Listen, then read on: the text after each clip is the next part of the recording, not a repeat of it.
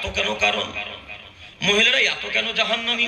এটা কি কেউ আপনারা রাহত গ্রামের বলতে পারবে শ্রোতা ভাইরা? ইনশাল্লাহ বেপরদা তো আছে আলহামদুলিল্লাহ, জাযাকাল্লাহু খায়রান, এটাও একটা অপশন।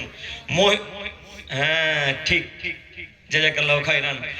মহিলাদের জাহান্নামে যাওয়ার বড় কারণ স্বামীর কথাকে অমান্য করা, এই জন্য এরা বেশি জাহান্নামে যাবে। 2, পর্দাকে অমান্য করার কারণে জাহান্নামে যাবে। 3, এরা শুকরিয়া আদায় করে না, স্বামীর শুকরিয়া আদায় করতে শিখে না। হাজার নয় শরীরে উঠে নারী স্বামীর শুকরিয়া আদায় করতে জানে না। আমি বলতে চাচ্ছিলাম সম্মানিতা মা ও বোন, আপনার দৃষ্টি আকর্ষণ করে বলতে চাচ্ছি, আপনার বিষয় নিয়ে বক্তব্য দিতে বলা হয়েছে, তাই আপনার দিকে আবার বলতে চাচ্ছি, যে কোন মূল্যে স্বামীর কথাকে মান্যতা দেন, স্বামীর কথাকে মূল্যায়ন করুন, নইলে পরকাল বড় ভয়াবহ, জটিল, কঠিন। যে কোনো মূল্যে আপনাকে জান্নাতকে নিতে হবে। সম্মানিত উপস্থিতি, আপনাদেরকেও বলি, স্বামীদেরকে বিশেষ করে বলতে চাচ্ছি, স্ত্রীদের সাথে ভালো আচরণ করেন, স্ত্রীদের সাথে ভালো আচরণ করেন। যদি আপনারা স্ত্রীর সাথে ভালো আচরণ না করেন, তাহলে তারা কিভাবে আপনার সাথে ভালো আচরণ করবে? এ কথাও মেনে নিতে হবে।